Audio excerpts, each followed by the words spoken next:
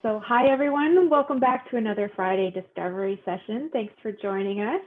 And thank you for joining me for the next 45 minutes as we learn about virtual audits and that have been taking place in Nova Scotia these last few months.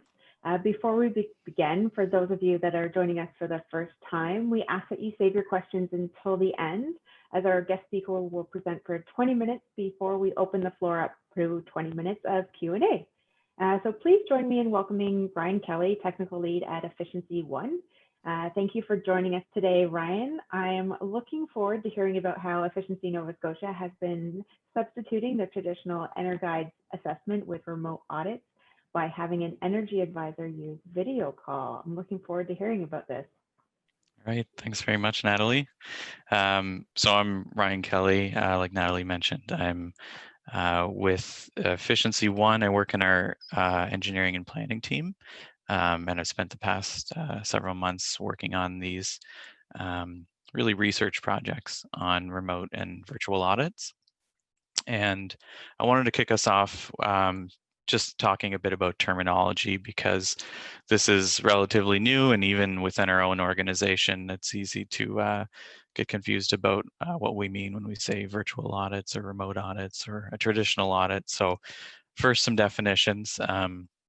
When I talk about virtual audits, this is a service that approximates outputs of on-site audits using a model trained on existing data. And there's little to no customer interaction required for that report. So that's all data-driven, using the resources that we have in-house to produce that report. A remote assessment builds on that virtual audit, but introduces an energy advisor into the mix. So they're able to provide that expert advice that would be missing from a virtual audit, and it would allow them to interact more directly with the homeowner and understand their specific situation in a way that's hard with a purely data-driven approach. And then a site assessment is that sort of traditional EnerGuide assessment. So there's three projects in that general space of virtual and remote audits. So the first one is one we've partnered with EnerCan on, goes back, I think, over a year now, and it is specifically targeting electrically heated homes. So this is a virtual audit project. It's using software to estimate energy use and identify upgrade opportunities. And it's not open to the public. It's something where Efficiency Nova Scotia targets the folks who would receive these reports. And in particular, we would be targeting electrically heated homes. The second virtual audit project is for both electric and non-electric, and it's targeting folks that are buying a new home. So that being a good opportunity to do a lot of this energy efficiency work, would be targeting them with these sort of simplified virtual audits. And then as a sort of spin-off of this first project, we started looking into remote audits. And this came about for two reasons. One is, early on when we were developing this virtual audit process, we recognized that there's really no replacement for the expertise of the energy advisor, and the fact that going on site allows you to pull out details about someone's home that just isn't available in any kind of public data set. So, whether the homeowner insulated their attic in 2003, that's something that you can only really know if you're on site or if you're having a conversation with the homeowner. So the research approach here was to start with the data that we have available to us. So we have a good foundation in the utility billing data that we have, electric utility billing data, I should say. We have Efficiency Nova Scotia's program participation records. We have property assessment information that contains some high-level descriptions of the home, so its size and age, that sort of thing. And we have detailed energy audit data. So these would be like HOT 2000 outputs for various EnerGuide assessments that have been done. So we use that data to build a predictive model. In particular, we would have trained the model on those EnerGuide assessments and would have produced a model that can both produce upgrade recommendations and estimate energy use for the home. We then look at the results of those models. We compare them to both build energy use and um, home energy assessment predictions. So we've got these three levels. We've got the machine learning model that we've developed.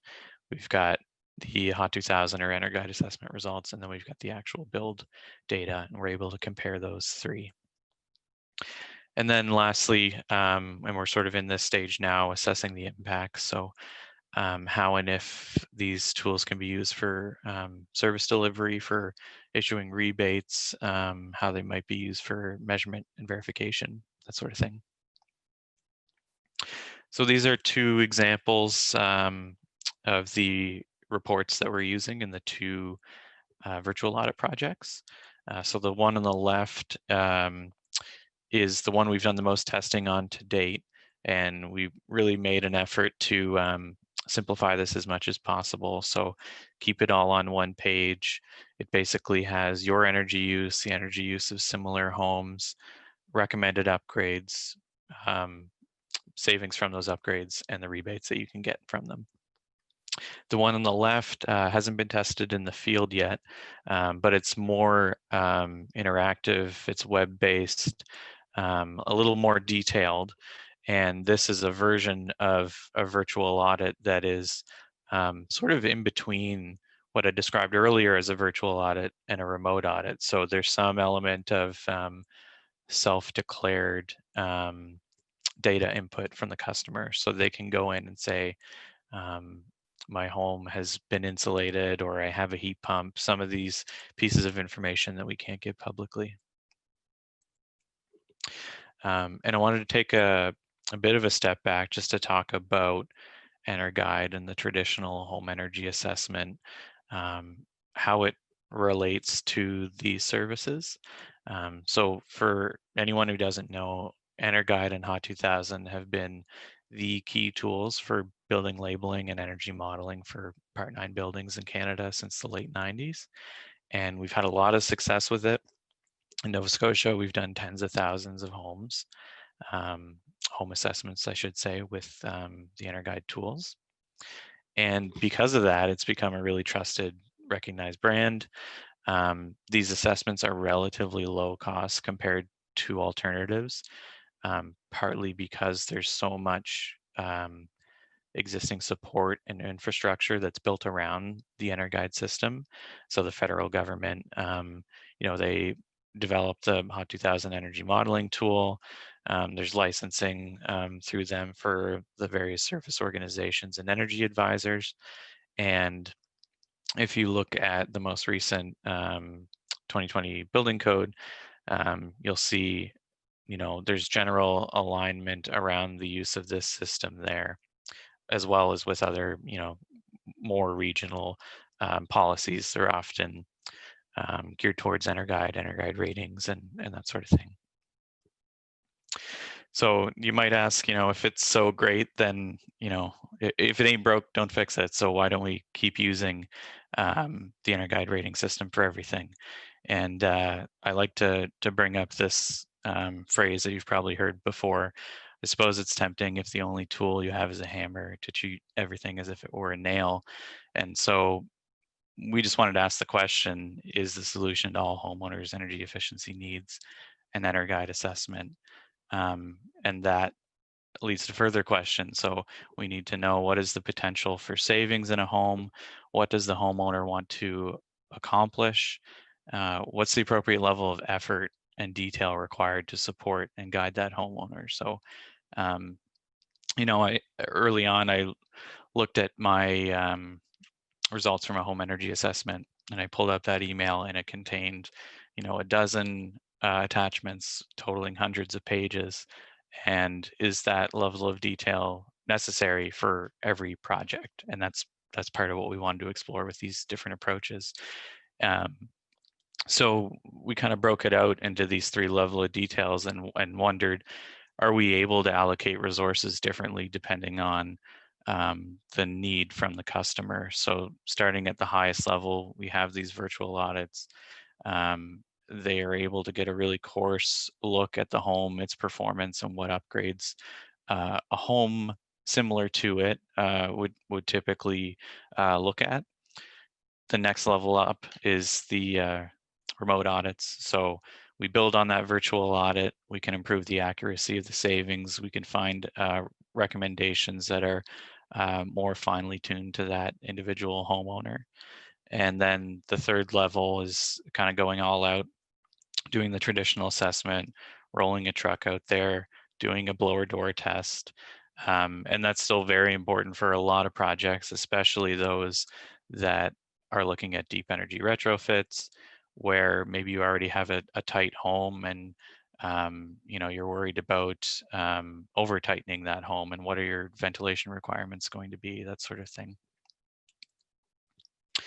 So that's sort of a general overview of what we've been working on. And for the past few months, we've been doing a bit of testing on these concepts. So testing out the virtual audits and the remote audits. So we've completed our first round of virtual audit tests, and we're currently running remote audit tests.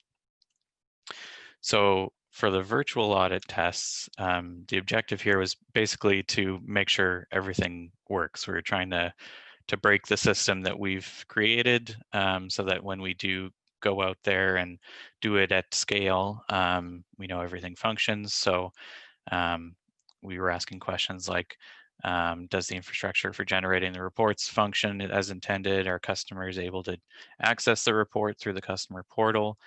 Because we had to build a lot of these tools in order to deliver this service. So we did about 1,200 virtual audit reports. They were sent to electrically heated homes. About 40% of people opened that email, and about 1 in 4 of those people viewed the report. We sent a follow-up survey to those people. 57 of them responded, and about 10 of them answered all the questions. So lesson learned from next time, we need a bigger sample size to get some really firm conclusions, but it did provide some insight, some trends that are going to be useful to dig into as we kind of go through more testing. And that's what I wanted to give a bit of an overview on here. And I apologize, this is kind of small, but I'll describe it as well here. The first 3 relate to the report that we created. So the green bars are completely disagree, the blue bars are somewhat disagree, the yellow bars are completely agree. And in general, what we found with the report is folks thought it was easy to understand. They appreciated the layout. So this is going back to the previous slide where I talked about, we tried to get this all on one page, make it as concise and easy to follow as possible. So I think we've checked the box there. Where it starts to get a bit mixed is the content of the report in terms of, excuse me, how and if it reflects their home accurately. And one of the really interesting ones is the information about my home's energy use seemed accurate. There's a lot of folks that completely disagreed here, but the reason it's interesting is because we're not using a predictive model to tell them how much energy their home consumes. We're using their bills. So the number on the report will be how much energy they consumed over the course of the year. So maybe a psychologist could weigh in on that one. But generally, we started to see folks saying, well, maybe this doesn't make sense for me. And that's something that we'll have to look at for future reports. The next series of questions basically ask them about next steps. How might they act on this report? And one of the big things that jumped out at us here is most people, 70%, said that they're not likely to book one of those traditional assessments. And it was mostly, the feedback we mostly received was that they were not likely or somewhat likely to implement some of the upgrades. Later on, we asked them, well, would you consider booking a remote audit? So we wouldn't be going to your home and doing that traditional assessment. We'd be doing it online via something like Zoom. And that's where things changed quite a bit. All of a sudden, 70% of people said that they were somewhat likely or very likely to participate in that remote service, which is really encouraging in terms of, there's lots of provincial and federal goals around retrofitting buildings, and they all require doing this work at scale. And so that means, getting your foot into the door of more homes than we currently do. And that's a challenge in terms of capacity and time requirements and that sort of thing, and just having the homeowner be willing to invite you into their home. So this is something that I'm pretty excited about, just the idea that we may be able to reach folks who otherwise might not have entertained the idea of this type of assessment. Next, I'm going to talk a bit about our remote audit tests. So we're just working with one energy advisor for now, so that one person can really kind of focus on this project and giving feedback on it. We're targeting 8 to 12 remote audits between November 23rd and December 18th. So we're kind of just at the tail end of these tests now. These test subjects were friendly, so that is to say they were E1 employees and friends and family. And this focus of these trials was similar to virtual audits. We wanted to test the infrastructure that we've built just to make sure everything works. So we wanted to test, in particular, the audit viewer tool. So this is the tool that was developed for energy advisors to go online to run the machine learning model that was built, to do their data entry, to generate the reports. And so this kind of fills the role of the sort of energy modeling function of a traditional assessment. So the energy advisor would no longer be going into HOT 2000 and doing their data entry and running a report. They would be doing it all through this audit viewer. So we've just kind of worked with them to identify bugs and opportunities for quality of life improvements in future versions. We're also testing a product we're using called I See What You See. This is the sort of video conference tool that's really handy in terms of being able to book assessments. They're able to do live markup on the fly to, for example, circle the nameplate on a heat pump, that sort of thing, so that the homeowner can see it on their screen. We also wanted to trial the remote audit process itself. So we developed a series of processes for what the energy advisor would be looking for, what data they would be collecting while they're doing the remote assessment. And a big thing is figuring out what the time commitment is for the RA process. Because, a big benefit in theory of a remote audit is that you have increased bandwidth, that you can do more audits in the time that you could with a traditional assessment. And the initial feedback on those RAs is that the energy advisors are definitely used to doing things at a much greater level of detail. When you model in HOT 2000, you let's say you're modeling a window, you pick the coating and the number of panes and the spacer type and the frame type. You get really into detail, and that level of precision isn't necessarily needed for this type of a model. We're looking for a coarser output. We're just trying to find what are the key things that this homeowner needs to know for a project. So there's a bit of a learning curve or retraining that needs to happen there. Really great technical feedback from the EA on potential improvements to the model. Because the model doesn't require as much detail, the assessments are so far much shorter than a traditional one. So far, the advisor's been able to send the report, I think within an hour of completing that assessment, which is great in that it keeps up the momentum if someone has their audit, shortly after they can get the results. I see what you see functions well, subject to the same sort of challenges as any web-based communication. We've all been sort of trialing this to some degree the past several months. There's always going to be issues with Wi-Fi signal and battery, and there's ways to manage that in terms of proximity to the Wi-Fi, plugging in if your battery's low, only doing one-way video, that sort of thing. And so far, customers or internal staff and friends and family have found the process easy. And those that we've asked to do this have also had an EnerGuide assessment, because we wanted to be able to compare the two in terms of how easy it was, the level of detail and value to them. And so far, the feedback there has been really positive, in that they were able to get the information that they needed from both, and the remote audit process for them was easier in terms of scheduling and that sort of thing. So I think I'm right up at the end of my 20 minutes. So I'll hand it back over to Natalie.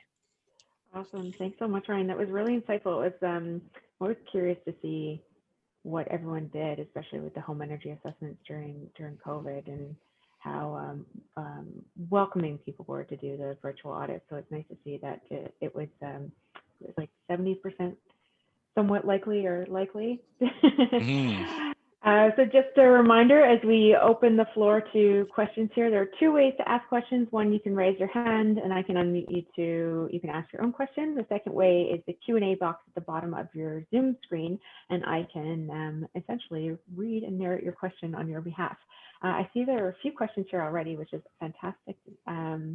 People are, as we moved on here, people aren't being shy anymore, which is nice to see. So first question, is from Vanessa here, is what are the energy advisors looking at during the remote audit? Do they assess insulation levels or the type of furnace? Yeah, so the inputs that go into the remote audit, we started with sort of a cursory set that we determined through modeling have the greatest influence on the results. So there are obvious ones like, average R value for the various assemblies, counts of windows and doors. If there's a heat pump, what is its capacity? What is its average COP? So it's sort of in flux in terms of what's going to be the final list of inputs, but I think all the stuff that you would intuitively think should be there is there. It's just at a lower level of granularity than you would in a traditional assessment. So using that example of windows that I gave earlier, we wouldn't be asking to figure out what is the spacer material in a window. It would be as simple as how many windows are there, and is it or is it not Energy Star, or is it not a modern window? Another follow-up question here is from Susan, and I'm curious about this as well. How is the attic insulation viewed? As in, how would we verify it? Yeah, does the homeowner get up and into No, their attic? We don't ask anyone to get in an attic. We don't plan to. So this is one of the areas, like one of the weaknesses of these types of assessments in general is there's stuff that you simply won't be able to get, or you won't be able to get safely. So when it comes to rebates, it's less of an issue, because when we pilot this to folks in the field, or we go to market with it, we've adjusted the rebate structure so that the starting point and the end point are no longer the basis for rebates. So it used to be the case that we had a complicated rebate structure that said if you have at least R20 and you add another R20, then you get this much. Or if you start with R0 and you go to R40, you get this much. But now what we're proposing is it's just based on the additional insulation. So if you've put in an additional R20, that's what the rebate will be based on, regardless of whether or not you started at R0 or R20. So it's now going to be based on that incremental change.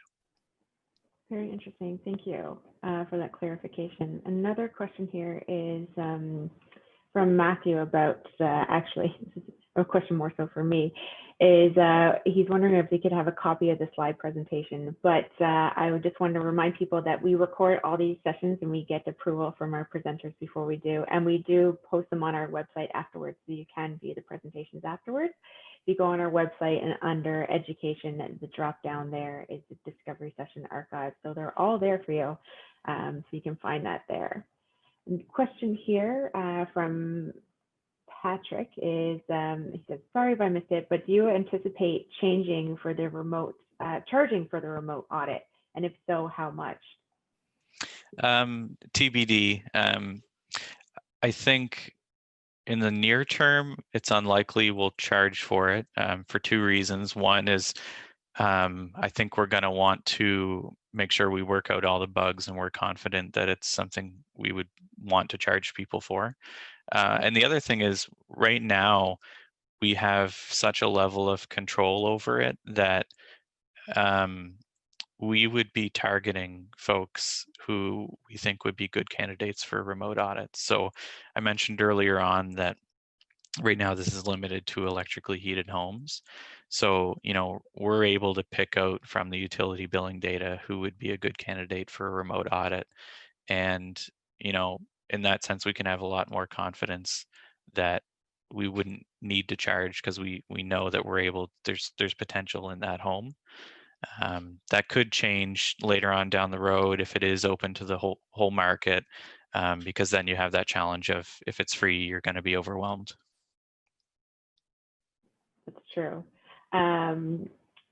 And just a reminder, I know there are some few people here that have raised their hands, so I'm going to jump to a few of these questions. But just before I unmute you, please reminder our rule of no sales pitches. And so no questions or comments disguised as questions either. So I'm going to jump to you as we're here. I'm just going to allow you to talk. Hi, Brian. This is Asma.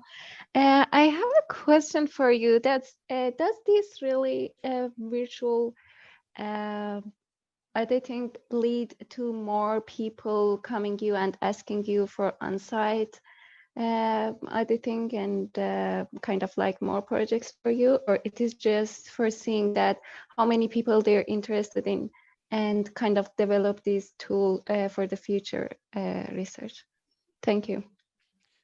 Just to clarify, is the question like what has our experience been with the tools so far, or what how we'll use them in the future? Because right now we are sort of in a research phase. I mean both for now, and what's the kind of like goal for the future to use this tool? Right.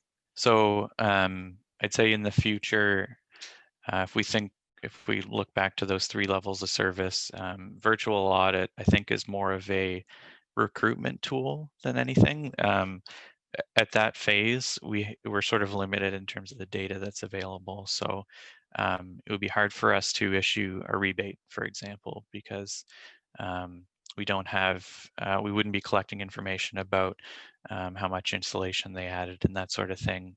We need that sort of remote audit or some kind of touch point with them to get that. So I think virtual audits would be used as a tool to filter people into either a remote audit process or the traditional audit process. Thanks for that, Ryan. I'm going to jump to a question here from Dave. What are the assumptions used in the remote audit if participating homeowners don't know their info on their existing building envelope? Yeah, I think it would be similar to a traditional assessment. So even now, this happens where an energy advisor might go to a home and maybe it's built in the 30s and the person just bought the home and they don't know its history and whether or not it's been renovated. So in those cases, a lot of the times the energy advisor would be making assumptions based on the vintage of the home and the community it's in. And we found that with the small amount of remote audits that we've done so far, like they're going on Google Maps like they normally would to see where the home is and what that community's like and that sort of thing. And I should say that I didn't include this slide for time, but one of the interesting things we found is starting with the virtual audits, which are really limited in terms of the data that goes into it. You know, the key information is like the age of the home, the size of the home, the number of stories. And with that limited data set, we're able to reproduce HOT 2000 results within around 70% accuracy. So there's diminishing returns as you bring more data into the analysis. So there's a sweet spot somewhere in terms of how much data gives you enough to give good estimates of energy use and enough information for the homeowner to act on. Thanks for that, Ryan. I have a question here from Patrick. Is as part of the it's 2.6 billion over 7 years that was announced last, I think it was last week, for home retrofits, the feds are proposing 1 million free EnerGuide visits. So now the question is, do you see this impacting remote energy audits, or can they coexist? Oh, I think they can and should coexist because there's lots of things that the traditional site assessment is really good for. Like when we start taking deep retrofits seriously, that's when you need that really detailed planning. You need to do your blower door, and you need to think about your house as a system and model all those different effects. In terms of, you know, if we've got a lot of money and a large volume of work that we have to deal with, this could be an area where remote audits can relieve some of the pressure. Like I know that the feds are interested in remote and virtual audits from the perspective of if we want to label a lot of homes, we just don't have the capacity to do that right now. And you know, we can do virtual audits for a lot of homes really quickly. It won't be nearly as accurate as a remote or an on-site audit, but it at least provides options that if you want to do more work cheaper and faster, you could look at it that way. Yeah, so that leads to a great question here by Jesse, or just clarification.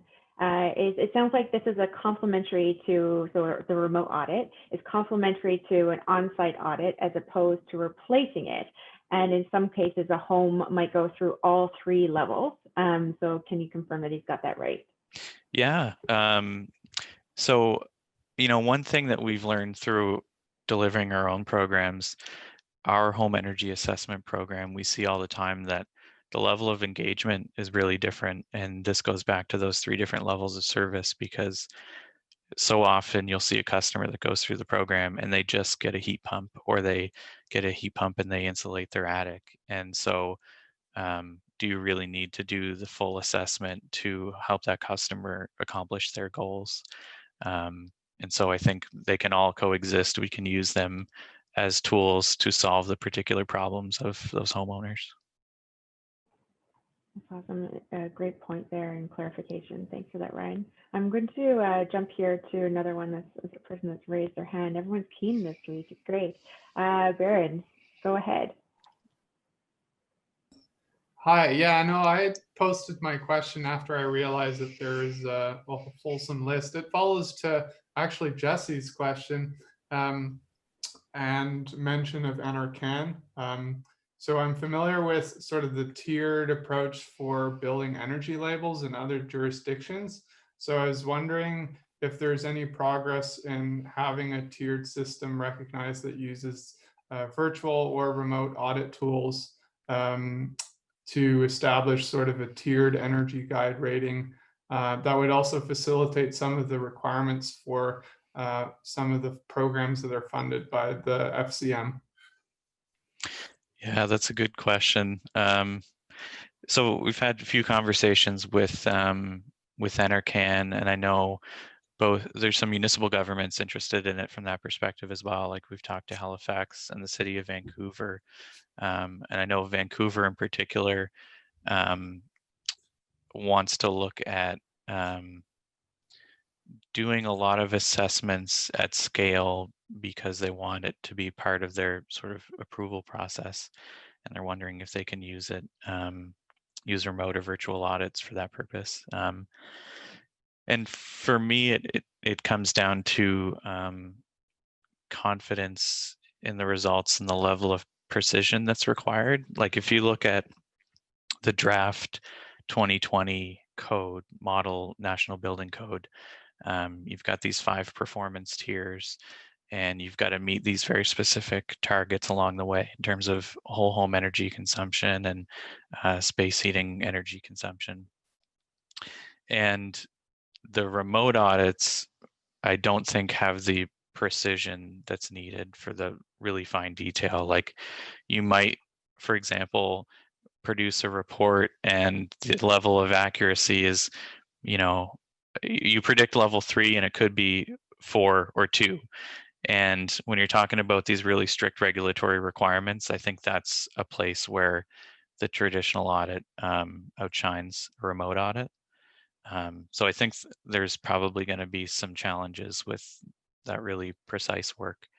Where it's probably more applicable is where if you want to do mass labeling or even assessing potential. So this is one of the things we chatted about with Halifax. If you've got to, say, reduce energy use by 50%, you can do virtual audits on the entire city and figure what are the communities or homes that have the greatest energy use or the greatest potential to reduce energy consumption, and target those folks.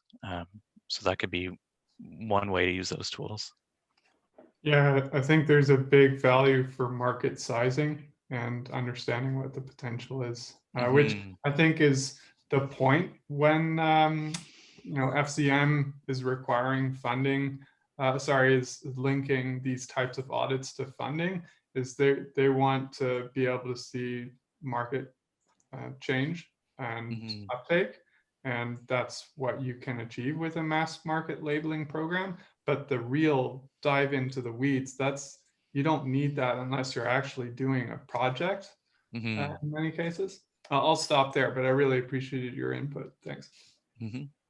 Yeah, thanks, Brian. I know there's been a few questions here, and I'm just gonna say, can you speak to the blower door piece of, so the virtual audit doesn't have the blower door piece. So what are the challenges that you've seen in that? Like the result? This is, it's a big unanswered question, to be honest. Like I think we need to go through more remote audit tests to figure this out, but it's going to be a challenge because air sealing is always going to be a #1 recommendation. It's, has a huge impact. It's really cost effective for the homeowner.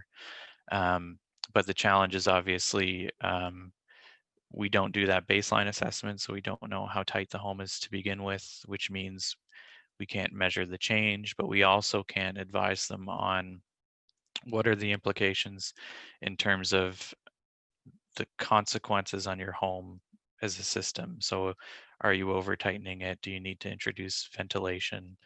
And I think in general, that's an area that we need to improve on, even with traditional programming. Like, we've been asked about this before, and I've gone through our historical data to see of the folks that are really tightening their homes quite a bit that probably should be adding ventilation, are they?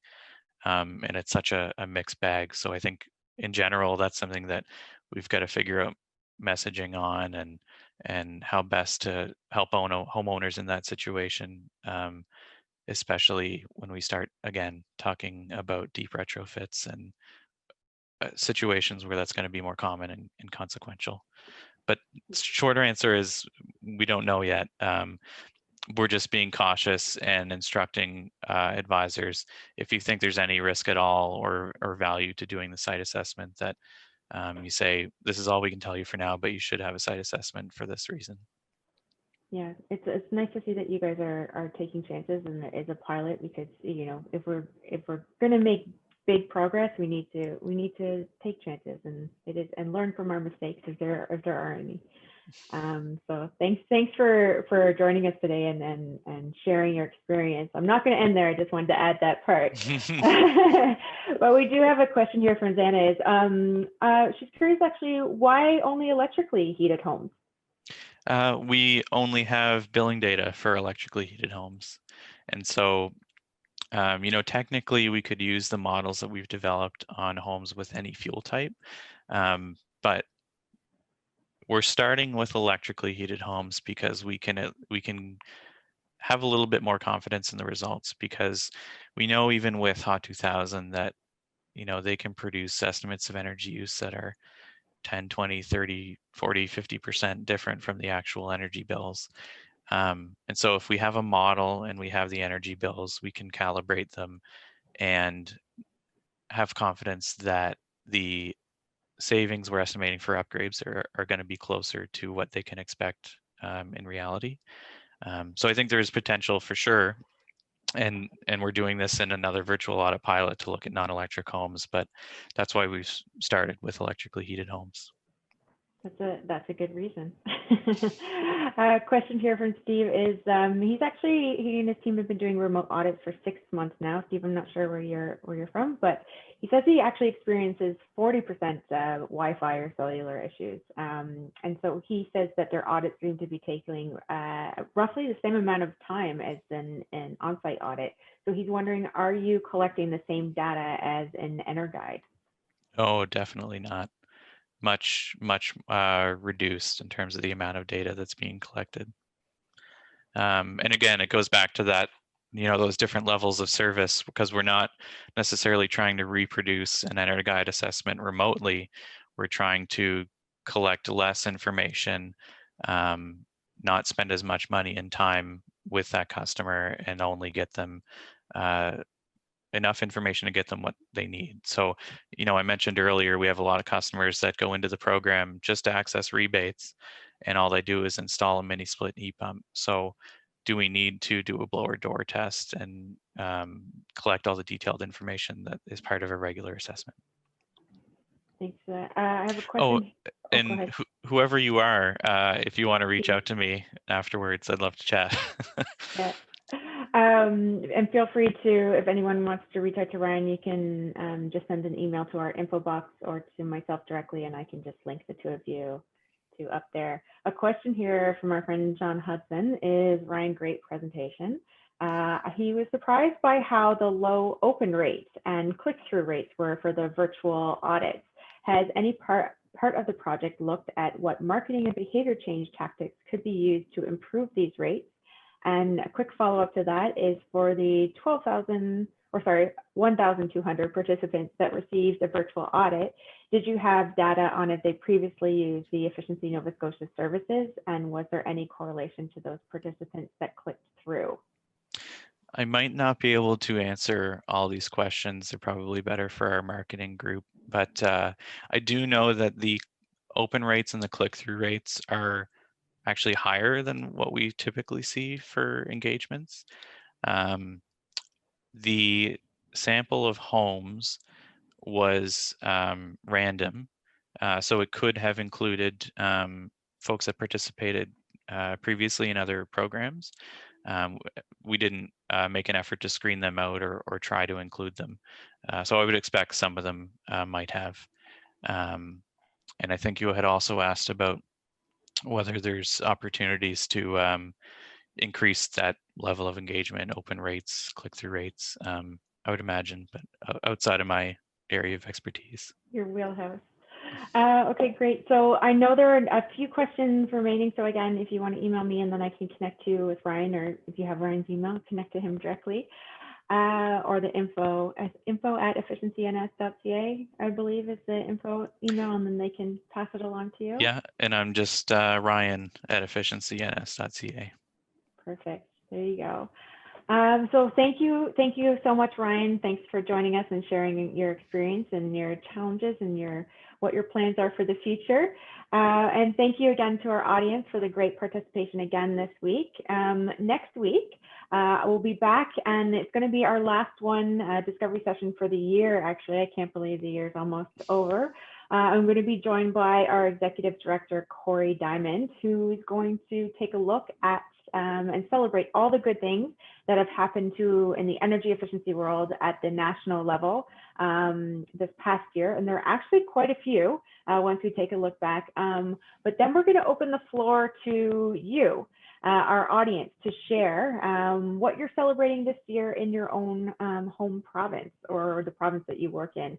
So everyone does have homework for next week. So come with your thinking cap on and come prepared to share your highlights. So it's going to be more of an interactive one next week, although this week was pretty interactive as well. So thanks everyone for that. And I hope you can join us in your celebration. And as Corey likes to call it, the love fest for energy efficiency. So thanks again, Ryan, and thanks everyone. Have a great Friday, and we'll see you again next week. Take care.